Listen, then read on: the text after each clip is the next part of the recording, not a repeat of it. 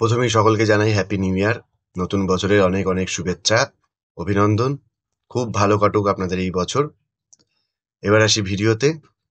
আজকে একটা খুব ভালো স্টোরি বলবো, কিছুটা আমার পার্সোনাল এক্সপিরিয়েন্স, সেটা ভগবান নিয়ে।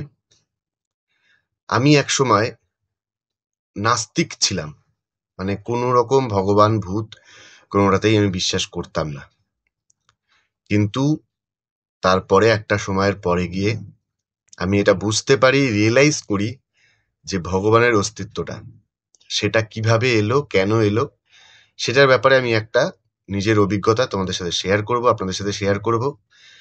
ভালো লাগবে, শুনুন। ভগবান অ্যাকচুয়ালি কি? ভগবান কিন্তু আর কিছু না, যদি বলা যায় যে একটা শুধুমাত্র বিশ্বাস যে কোনো একজন, কেউ বা কোনো একটা শক্তি আছে যে আমাকে বা আমাদেরকে সর্বদা সব সময় কিছু না কিছু খারাপ জিনিসের থেকে প্রোটেক্ট করে চলেছে। সে কখনোই আমাদেরকে একা ছাড়বে না, সে কখনোই আমাদেরকে বিফলে যেতে দেবে না, কোনো খারাপ পথে যেতে দেবে না।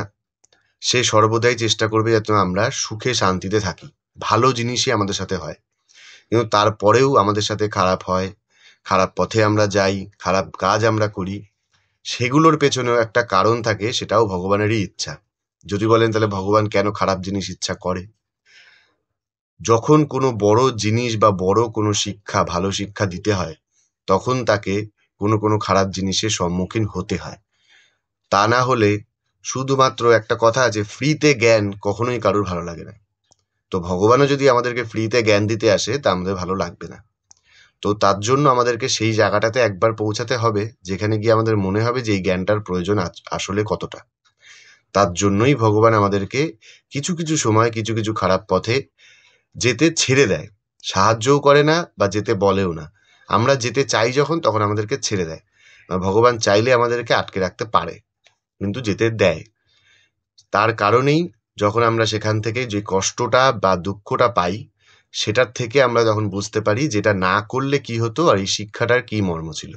এটাই হলো ভগবানের প্রথম অস্তিত্ব বলতে পারেন, বা বোঝার একটা উপায়। দ্বিতীয় যেটা, ভগবানের নাম করা বা ভগবানকে স্মরণ করা, তারকে ভালোবাসা, তার পুজো করা। সে যে কোনো মানুষ যে কোনো প্রকারে করতে পারে, যে কোনো জাতির মানুষ যে কোনো প্রকারে করতে পারে। কেউ মূর্তির সামনে দাঁড়িয়ে করে, কেউ একা দাঁড়িয়ে করে।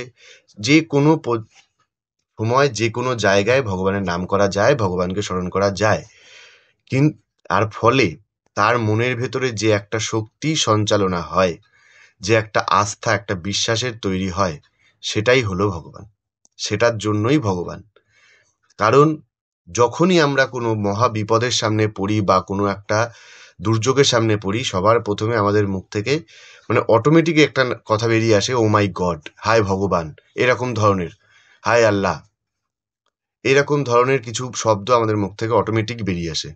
এটার মানেই হচ্ছে যে কেউ একজন আছে, বা আমরা বিশ্বাস করি, কোনো না কোনো জায়গায় আমরা বিশ্বাস করি যে কেউ একজন আছে যে আমাদেরকে এই সমস্যা থেকে বা এই দুর্যোগ থেকে রক্ষা করতে পারবে। আর সেটা সত্যি সত্যি অনেক সময় ঘটে যায় যে আমরা বেঁচে যাই, দুর্যোগ থেকে ফিরে আসি। কিছু কিছু সময় ঘটে না।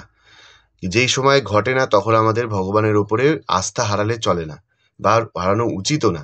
কারণ কখনো কখনো দেখতে হবে যে আমি যদি 10টা মানুষের কোনো ভালো কাজ করি, 10টা মানুষের জন্য ভালো করি, তো একটা মানুষের জন্য সেটা হয়তো খারাপ হলেও হতে পারে। এটার কখনোই এরকম মানে নেই যে 100 জনের 100 জনে একটা কাজে ভালো হবে। 99 জনের ভালো হলে বা 90 জনের ভালো হলে 10 জনের বা একজনের সেটাতে কম ভালো হতে পারে, খারাপও হতে পারে। তো সেটাকে মেনে নিতে হবে। এটাই হলো সবসময় ভগবানের একটা পরিকল্পনা থাকে। কিন্তু যে কজন মানুষের, যে অল্প সংখ্যক মানুষেরই ক্ষতিটা হয়, সেটাও ভগবান কোনো না কোনো জায়গায় সেটা তাকে ফিরিয়ে দেন, অথবা সেই ফিরিয়ে না দিলে সেটা বুঝে নিতে হবে যে কোনো না কোনো জায়গায় সে এই জিনিসটা আগে পেয়ে গেছে, বা কোনো একটা খারাপ কাজ সে করেছে যার শাস্তি স্বরূপ এটা তাকে এখন ভোগ করতে হচ্ছে। অনেক সময় আমরা দেখতে পাই যে কোনো মানুষ কখনোই কোনো পাপ কাজ করেনি, কোনো খারাপ কাজ করেনি, কিন্তু সে শাস্তি ভোগ করছে। আমরা যখন পয়সা জমাই, একটা ছোট উদাহরণ, আমরা যখন পয়সা জমাই, খুব কষ্ট করে পয়সা জমাই, সে আমরা কষ্ট করেই তো পয়সা জমাচ্ছি, খাচ্ছি না, না খেয়ে পয়সা জমাচ্ছি। সে পয়সাটা কখন কাজে লাগবে? যখন আমাদের অসময় আরও অসময় আসবে, যখন আমরা ইনকাম করতে পারবো না, সেই সময় সেই পয়সাটা কাজে লাগবে। কিন্তু আমরা কিন্তু এখনও কষ্ট করছি, পরে গিয়ে এতে কষ্ট না করতে হয়। অনেক সময় দেখা যায় সেই পয়সাটা সে ভোগ করার আগেই মৃত্যু হয়ে গেল, কিন্তু সেই পয়সাটা দিয়ে তখন তার পরিবারের পরিজনের কাজে লাগে, অন্য কারোর কাজে লাগে। সেরকমই পুণ্যটাও এরকম, যে হয়তো সেই জীবনটা তার কাজে লাগলো না, পরের জন্মে গিয়ে কাজে লাগছে, বা তার পরবর্তী যারা আছে সংসারে বা পরিবারে তাদের কাজে লাগছে। পুণ্যটাও সেরকম পয়সা জমানোর মতনই কিছু সময় জমে থাকে।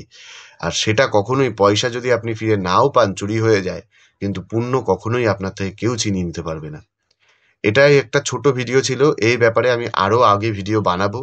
যদি আপনাদের পছন্দ হয়ে থাকে লাইক করবেন, কমেন্ট করে জানাবেন, যাতে আমি আরও বেশি উৎসাহ পেয়ে এই ধরনের আরও ভিডিও বানাতে পারি। আমি কথা দিচ্ছি, ভগবানের ওপরে, কৃষ্ণের উপরে আমি আরও অনেক ভিডিও বানাবো। আমি আমার অনেক বেশি নিজের অভিজ্ঞতা আপনাদের সাথে শেয়ার করব। আজকে বেশি একটা শেয়ার করলাম না, এটা জাস্ট শুরু ছিল। আগামী ভিডিওতে আরও দেখা হবে। Thank you.